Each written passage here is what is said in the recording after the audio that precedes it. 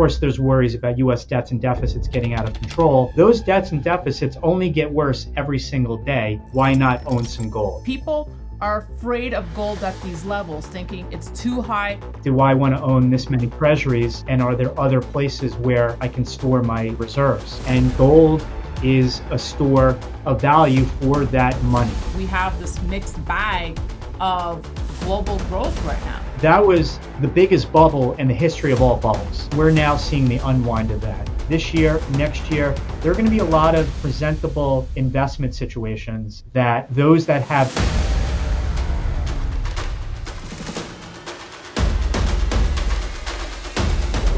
Hi, this is Daniela Cambone, and welcome back to the Daniela Cambone Show here on ITM Trading. Today, we are talking about gold, yields, the dollar, and what the incredible moves are telling us. Joining us now is Peter Boockvar. He is the Chief Investment Officer for Bleakley Financial Group. He's also the editor of the Book Report. Play on his name there. I love it.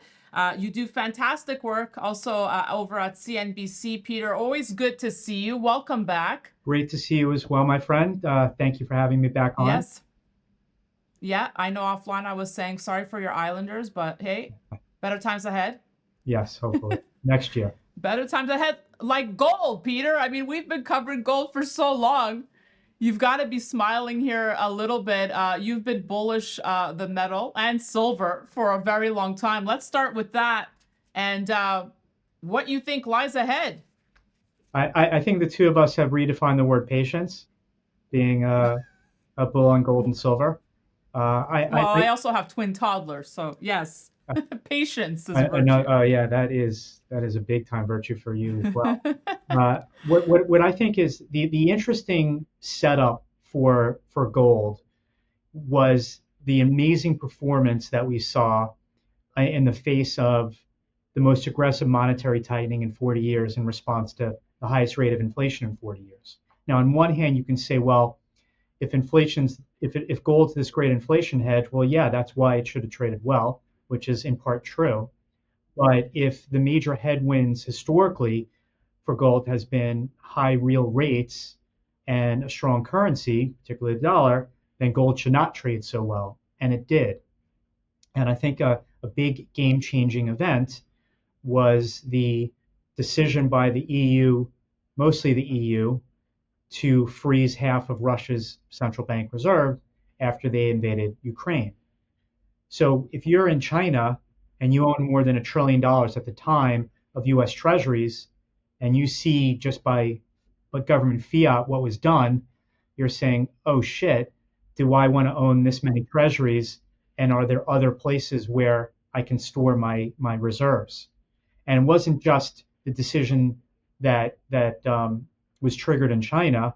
It was in Saudi Arabia. It's anywhere that deals with a lot of dollars that is parked in the U.S., whether that's at a bank or that's within U.S. treasuries.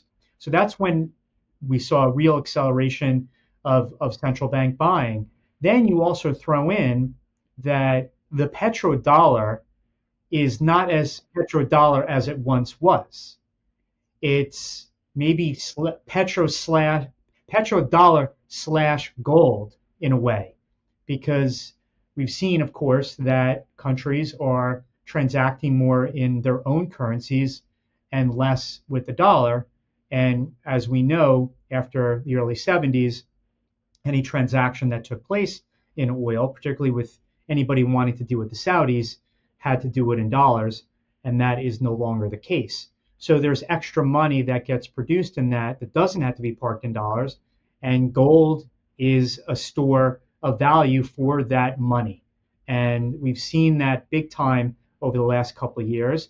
And then all of a sudden, gold just needed a little tailwind, and that was possibly the end of the Fed rate increases, even though we'll wait to see when they cut. But we're also seeing, while maybe the Fed doesn't cut, the ECB is ready to cut. Swiss National Bank already cut. Bank of Canada is looking to cut. So we've seen peak short-term rates, and I emphasize short-term rates because there's still a lot of risk that we see higher long-term rates. And one last thing, and I'll throw it back to you, is, of course, there's worries about U.S. debts and deficits getting out of control, and why not own some gold? Yeah, yeah, yeah. And all very good points. Before we move away from gold, though, I just want to dig a little deeper here, because you bring up a good point. Obviously, the central bank buying, driving gold prices, and China, buying gold at record amounts here, Peter. But what I find interesting is that at a retail investor level, the appetite for gold definitely present in Asia. But when you speak to bullion dealers here in North America, it's not quite there yet. People are afraid of gold at these levels, thinking it's too high to get in here. Do you find it interesting that the retail investor in North America, at least, has not shown up? Yeah, I think the 5%, 5.5% Fed funds rate is a main reason why not only have they lessened their demand for physical, an actual coin or bar form, but we've also seen that within all the ETFs, where there's just been a constant drawdown in ETF holdings of gold since early 2022, when the Fed started aggressively raising interest rates. I think the average person doesn't necessarily make also the distinction between nominal rates and real rates, and also understanding that gold can still trade well, even though it doesn't pay you a yield. And that the performance of gold without paying you that yield, I think really says a lot about the demand. Unfortunately for retail, is we're beginning to see, I mean, you look at Costco that's selling since September of last year, selling Right, gold right, bars right. in a way that introduced the average person who wasn't necessarily thinking about owning physical gold. They were more focused on, buying paper towels and tissues and a lot of boxes of cereal and ketchup when they went to Costco. That wow, hey, I guess a gold bar is real, and I can actually see it and actually feel it and actually can take it home with me, other than as opposed to other things that people only see on their computer. Yeah, really good point. That definitely was a game changer. Um, but I also like another point you bring up about gold. You say money wasn't invested in commodity production; it went into tech. For the over the past decade. This is payback of lack of investment with supply demand imbalances happening now in commodities. And you look back just to even 2021 when money was falling from the sky and all you need was All right. a PowerPoint presentation and a pulse. And if you said something sexy in tech, you were going to get an investment.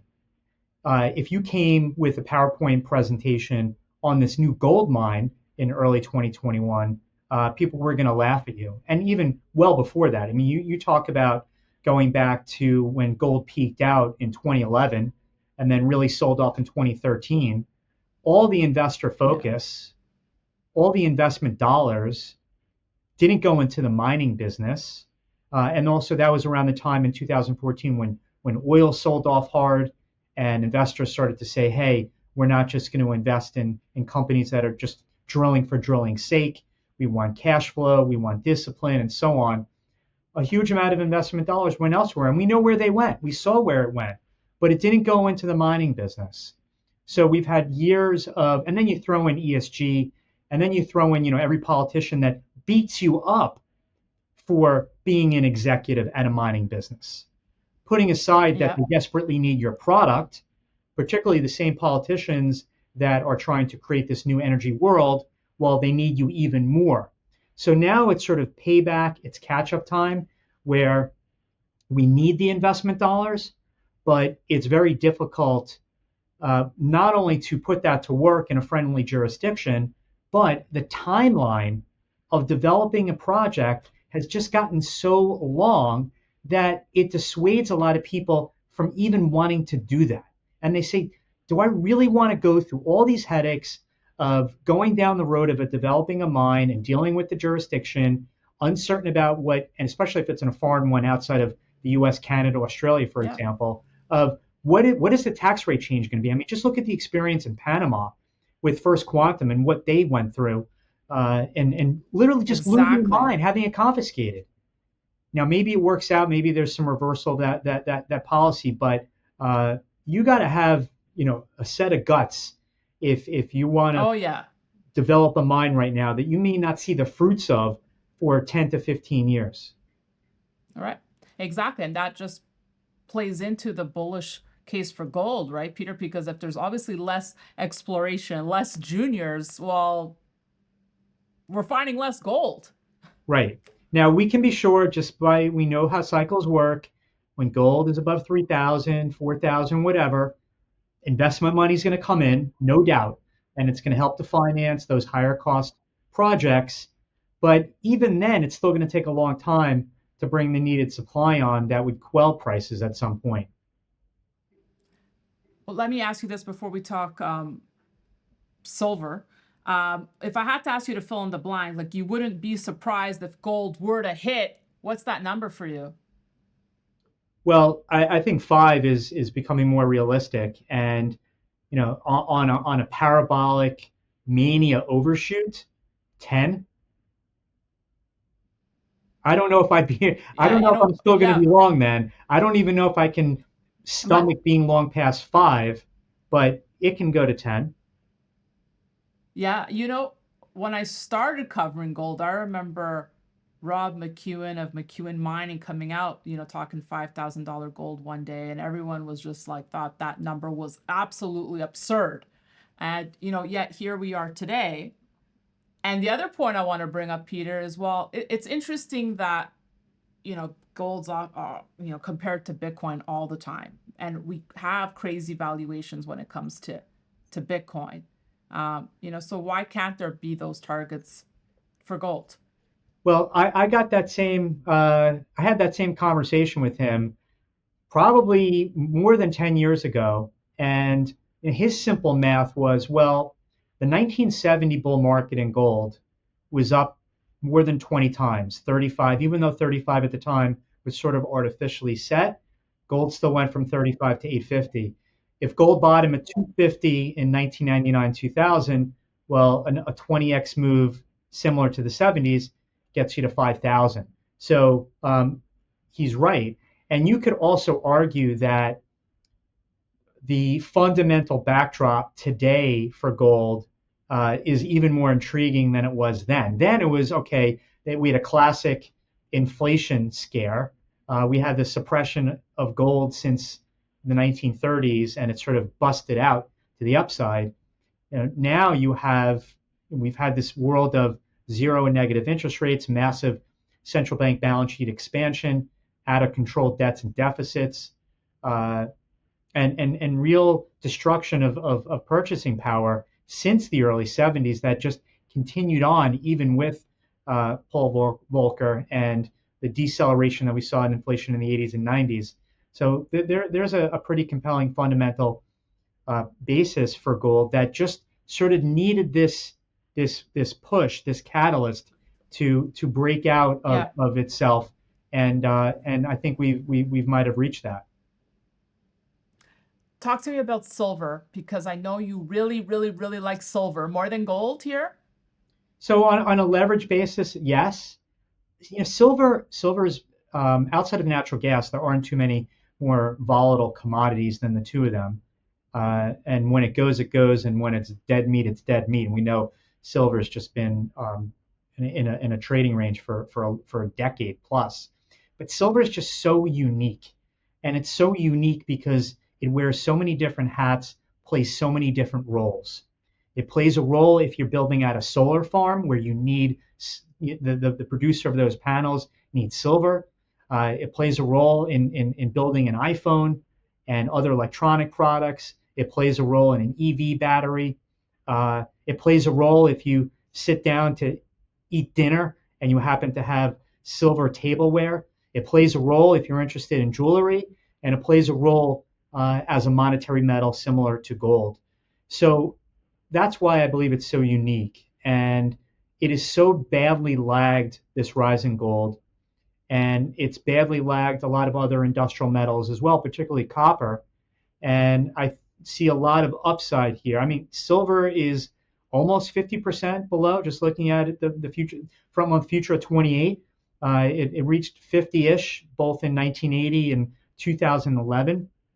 And here you have gold well above those previous peaks, and silver that is still substantially below. And I know sometimes silver one day trades like an industrial metal similar to copper, another day it'll trade like a monetary metal similar to gold. But I think it's one of the cheap assets out there. And one of the, the sort of basic amateurish way of valuing silver is just the silver gold ratio, even though it's just a back of the envelope more than anything else. But you do the average of 60 times going back the past 50 years, and you get a silver price well into the 30s. So it's pretty intriguing to me, as well as gold. Peter, I'm curious to get your thoughts on Treasury yields, jumping just this week as investors reacted to a hotter than expected retail sales report and rising geopolitical tensions. And we have the dollar hitting its highest level against the Japanese yen since 1990. Talk to me about the incredible moves we're seeing in 10-year yields and the dollar. What do we need to know about it? Well, stretching back, when you look at the first spurt to that 5% level in the 10-year, it really started at around July 27th, 28th, when the Bank of Japan decided, because I'm going to tie this to the yen and JGBs also, when the Bank of Japan decided to again widen yield curve control from 50 basis points to 100, and JGB yields rose, and to me that was the trigger for the 10-year yield to go from about 380-ish up to 5. And then after it got to 5, the BOJ actually backed off from getting out of negative interest rate policy. The Fed started talking about possibly cutting interest rates in 2024, and then we started to price in as many as 6 rate cuts into the Fed funds futures market, and that's why you saw the back down in the 10-year yield back to around 4ish again. But now we're right back up again because maybe the Fed's not going to be cutting at all this year with sticky inflation.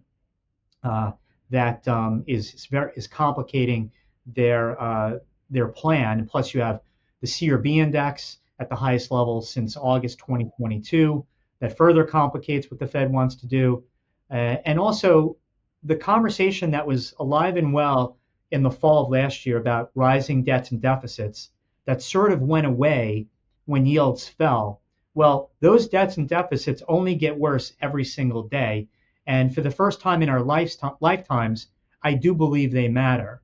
And, getting back to the Japanese, and sorry to sound hyperbolic here, but when we had $18 trillion of negative yielding bonds around the world, that was the biggest bubble in the history of all bubbles in terms of dollars. And we're now seeing the unwind of that. And the higher rates that we've seen in Japan, where the 40-year JGB yield, and the reason why I bring up the 40-year is because it's furthest out from BOJ manipulation and basically zero short-term interest rates. So it's the most market-driven area of that yield curve. That yields at the highest level since 2011.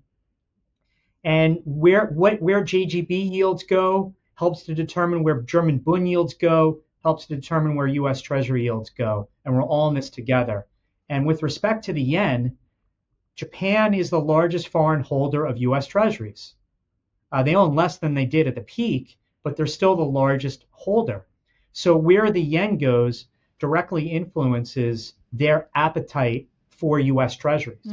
Japan imports about 95% of their energy needs. Maybe it's a little less based on the last data because they're beginning to turn on nuclear plants, but they basically import a majority. And when the yen gets weaker, that gets more expensive for them. Well, what helps to finance those energy needs is they sell U.S. Treasuries and they bring that money back.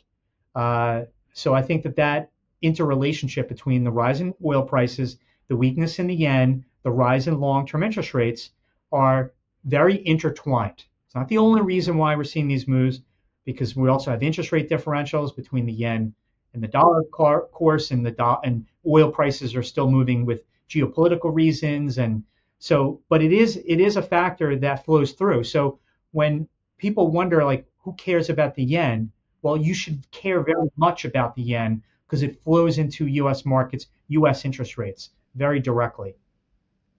Exactly.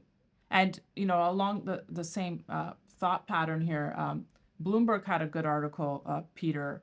Um, Basically, the headline: Powell's U.S. rates warning means headaches for the rest of the world. Federal Reserve Chair Jerome Powell is making life tougher, the article says, for his peers around the world as the prospect of higher for longer U.S. interest rates reduces room for easier policy elsewhere. So that's actually an interesting question. Is whether, call it the ECB, the BOE, and some others, are they going to sort of wait for the Fed to lead them in terms of direction of rates, or will they go their own way? Because interestingly enough, Powell spoke this week and purposely said higher for longer. We're not looking to cut rates anytime soon. The same day that Christine Lagarde was interviewed on CNBC saying, we're going to go our own way and we're going to be cutting rates in June. She basically told you that, and other colleagues of hers have told us that too. So now whether that's the right thing to do and whether that works out for her remains to be seen, because the commodity price inflation we're seeing in the US, she's seeing it there. So it's not like she's seeing that much different of an inflationary dynamic, but what she's dealing with is no growth in the Eurozone. So she's in a more difficult stagflationary position Right. than Jay Powell has here. Jay Powell at least has some growth that's going along with the inflation, which gives him more flexibility to stay tight. Lagarde is really being pulled in a few different directions of the real slow growth European economies that want her to cut, like Italy, and at the same time having to acknowledge, well, their mandate is solely inflation, not growth. Yeah, it will be very interesting to see how this will play out and how these chess pieces moves. And we'll wrap, I guess, offline we were talking with your bigger concern here of how, looking at the environment, global environment, how, we have some places growing drastically like India and others slowing down like China. Like, I guess to your point, we have this mixed bag of global growth right now. And even just within the US, you have the high income consumer that's traveling, going out for dinner, going to concerts, sporting events, living life, and then the lower income consumer that it can only afford what they need. There's no excess money for what they want. And we've heard that time and again from a lot of different retailers. You have the housing market where the pace of existing home sales is near 30-year lows, but home builds are doing better because we need more supply. You have manufacturing that's in a recession, but services side of the economy that's doing better. You have government spending that's goosing one part of the economy, but causing inflation and hurting other parts of the economy. So people can't talk in homogeneous terms like, oh, the economy's strong or it's not. There are a lot of moving parts here. It's a very, very much a mixed bag, as you stated, as is the global economy as well. I think that's really, really well said, Peter. I guess just, final thoughts for the folks at home. I always like to empower people and give them some tools to walk away with. I mean, like you said, it's a mixed bag, even just here in the U.S. alone. What should one be doing here? So I know it's a loaded question. No, well, we started out talking about our patience, you having the extra patience because you have younger kids. But I think that can apply to investors generally, that the risk-free starting rate is 5%. That gives you a lot of optionality in terms of being patient, where for the first time in more than 15 years, you get actually paid generously to be patient, and that be price sensitive. Don't just chase the market because it's going up thinking you're missing something. Because I think this year, next year, there are going to be a lot of presentable investment situations that those that have cash will be able to take advantage of, whether it's in public securities, in stocks and bonds, or it's in commercial real estate, because somebody's distressed because their 3% loan is repricing at 8 and they need some equity, there are going to be a lot of interesting situations here for those that are patient. So be liquid, be nimble. Yes, and that's not to say don't invest. We're very bullish on commodity stocks, as we talked about, in a variety of different commodities areas, and there are pockets of cheap stuff out there. So there's always something to buy, but don't be afraid to have a little bit of extra cash. Don't feel like it's burning a Nice. hole in your pocket. Well said. Peter, I always love getting your thoughts. The folks can get more of you from your book report. I love the name. Play on Thank words you. on your last name. They can check me out on Substack, and if they're interested in wealth management services, they can check out our website, bleakley.com, and reach out. There you go. Peter, thank you so much. We will see you soon. It's great to see you. Absolutely. And thank you all for watching. We'll have more great content coming your way, so be sure to keep watching the Daniela Cambone Show here on ITM Trading.